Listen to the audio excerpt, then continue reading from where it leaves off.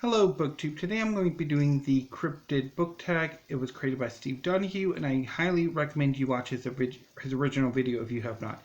It is a hoot, especially his explanation as to why he felt compelled to create the Cryptid Book Tag. Prompt number 1. A cryptid is a mystery animal whose fans say it could exist. How do you deal with books recommended to you by their fervent true believers? I very rarely get book recommendations by fervent true believers. But on the off chance that I did, I would politely acknowledge the recommendation. I would either ignore it if I have no interest in the book, or I'll give it a try. And if I like it or love it, or if I dislike it, hate it, I will let the person know.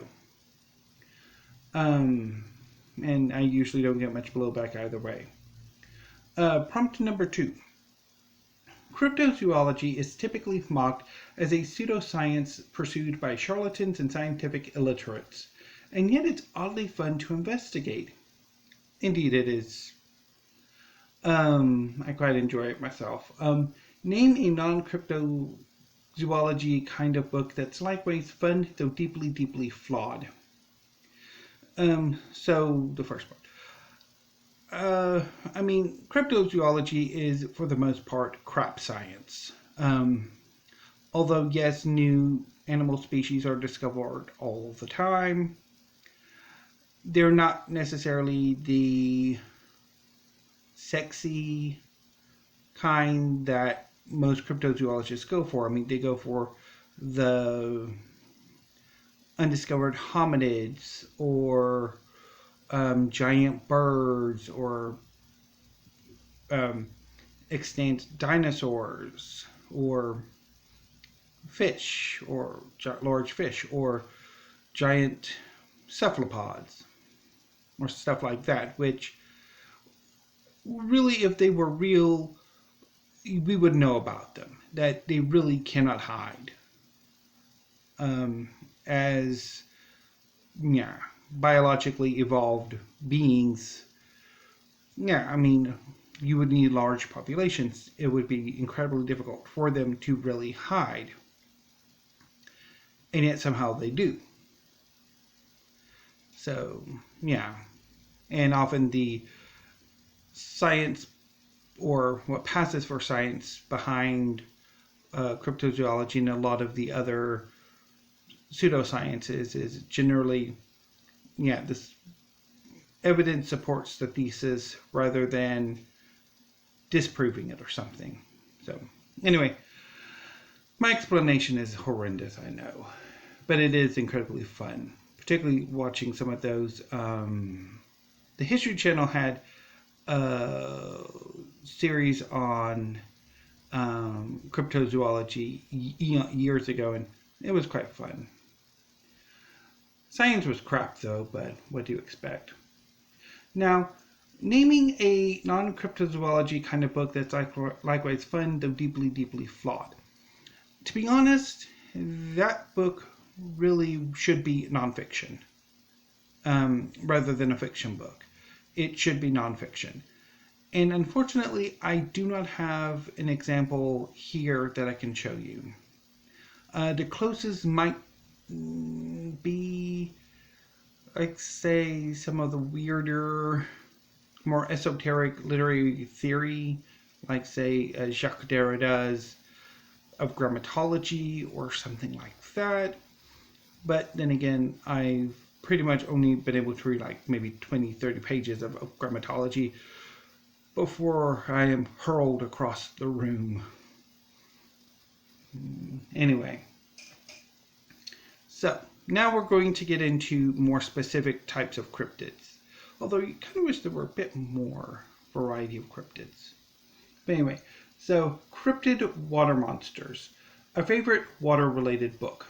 Now, my favorite aquatic cryptid, now these can either be the lake monsters, your Nessies, or whatever the monster in Lake Champlain or Okanagan, so on and so forth. There is one, I think it's in Arkansas or somewhere in the southern United States, that is just this big white blob hump thing that I read about when I was in, I want to say it was either late elementary school or early middle school. Because I know the book I got it for was like a book of weird mysteries, the sort of cryptozoology and adjacent. And I picked it up from the Scholastic little book catalog that the schools, it's particularly in Texas, I don't know if it's throughout the United States, they pass out every few months and you can order books from them.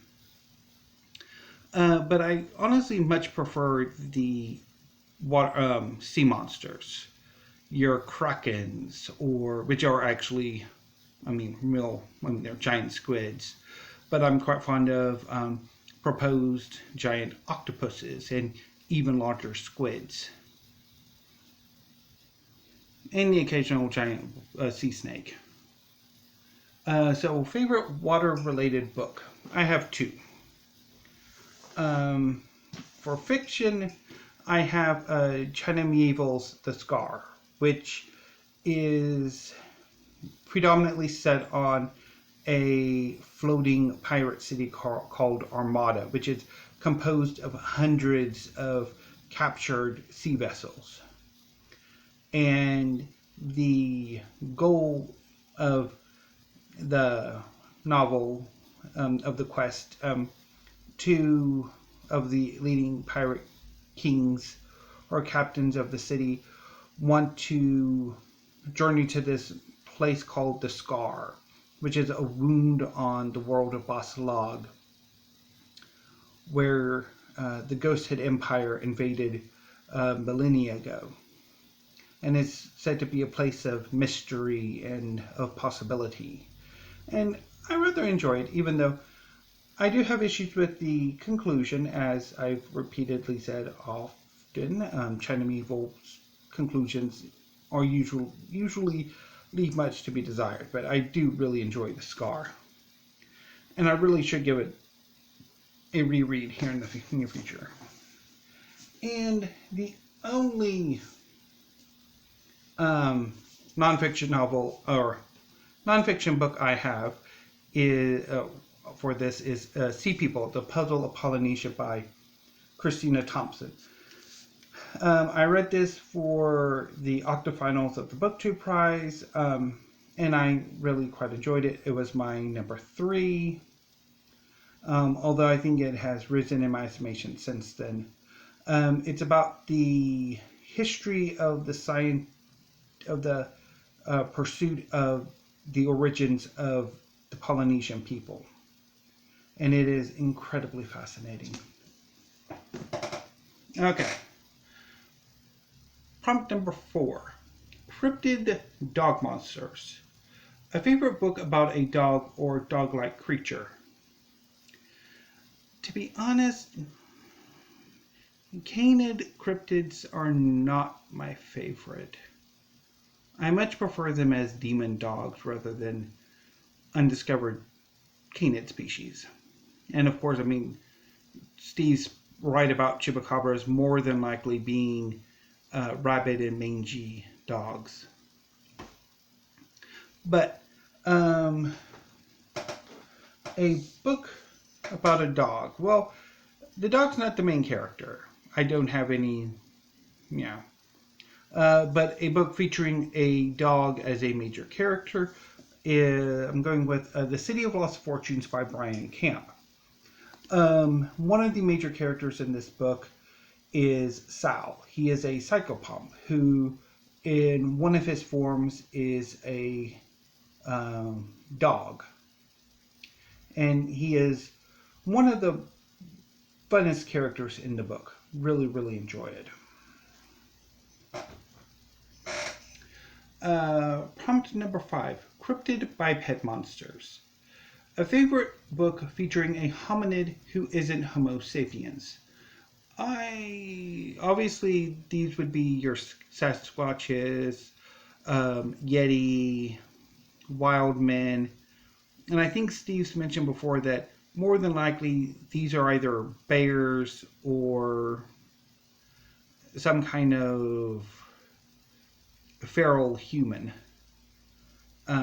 or frauds. But anyway, and this one was kind of tough. I mean, obviously, I could probably go with The Lord of the Rings, who, while there are men as major characters, I mean, obviously, the main characters are hobbits, who are a, diminutive subspecies of human. There are also dwarves and elves. But I kind of wanted to go with a science fiction book.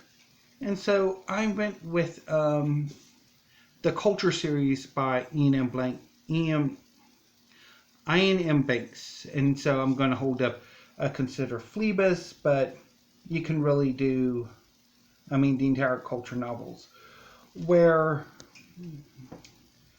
the Culture are composed of a series of humanoid species.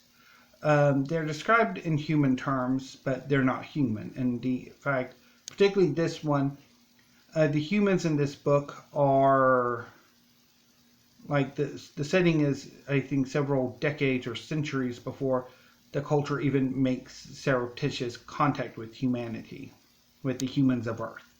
But they are described as humanoids, so yeah. So I'm going to go with the Culture series. My favorite one has been, I think, Accession, but I have Accession, Consider Phoebus, and Player of Games, and I really should get back and read some of them.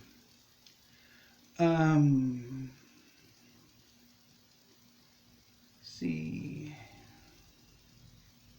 Prompt number 6? Yeah. Cryptid Avian Monsters, a favorite book featuring a bird. I really don't have much in the way of like an avian cryptid. Obviously there's the thunderbird. There's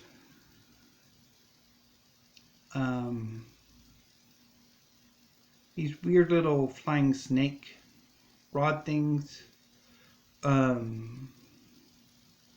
I think that's about it. So anyway, I have 2 books. No, I have 1 book for this one. Perdido Street Station by China Mieville. One of the major characters in the book, and really the driving force in the book, is Yagharek. He is a Garuda, who are birdmen. He basically has a bird head and wings, or had wings. But he is also like avian. He's wings, bird's head. He has claws on his feet. He's feathered. He has wings. So, yeah.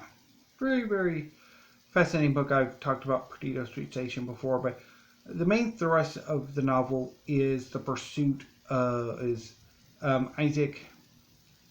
Gronebulin's pursuit of flight for Yagharek. Yagharek committed a horrific crime, and as punishment he was dismembered. His wings were sawn from him, and he wishes nothing more than to fly again. And Isaac uses his scientific knowledge to try to get him to fly again.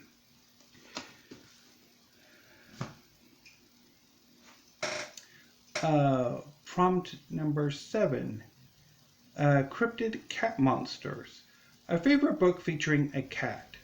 Extra points if the cat is terrifyingly enormous.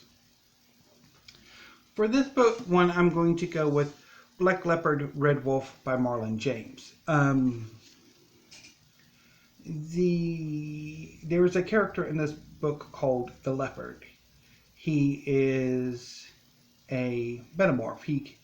He's basically like a were-leopard. Or shapeshifter. He is a man who can shapeshift into the form of a leopard. and he's a very interesting character from what I remember. It's been over a year since I've read this book, and I probably should go back to it eventually. But yeah. And finally, prompt number 8. Are you, or in this case it would be am I, in fact, a cryptid? Give myself 1 point for each yes. Are you often met by disbelief or even horror by those who encounter you? No. Surprisingly, no, I'm not. Are there people in the world who consider you mostly or entirely mythical? No. Is there anything about you that science finds puzzling? The only thing really would be I have an extra, like my tailbone, like my spine, there's like an extra vertebrae or two at the very base of my spine. But I think that's about it.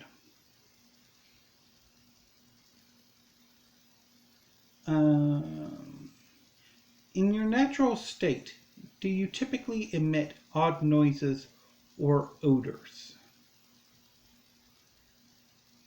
Yeah, I do. I won't go into it though, but I do. My stretching is very loud and weird sounding. We're not going to go about the odors. Are you an evolutionary dead end scorned by the modern world? No. Although I'm never going to have children, so I wonder if that would count as me being an evolutionary dead end. Do you occasionally exhibit near human levels of intelligence? Well, I'm human, so yeah, I should exhibit human levels of intelligence, or near, which would be either slightly below or slightly above average for human intelligence. I'm not entirely sure what I'm supposed to do with that, though, with these questions. But anyway, I will not be mailing any samples to any natural history museums. Although I have been thinking about, although I don't know if they still do, because I know there's like 23andMe and Ancestry.com. I think there are a few others who do like the DNA swabs, and you can find out your ancestry. National Geographic used to do something similar, where they took a deeper dive than the ancestry companies, and I've often wanted to do that, but I don't know if they still do. I need to really look into that. It might be fun. But anyway, so that was the Cryptid Book Tag. I rather had a lot of fun with it. So if you would like to do this tag, consider yourselves tagged. And if not, just enjoy the videos. I should be back in a little bit with a weekly reads. I do want to go ahead and finish the book I'm currently reading before I do, so it'll be in a few hours. So, because I need to go ahead and hurry it up and finish it because I've got like 100 pages to go. So, until then, I will see you later. Thank you, BookTube, and stay safe.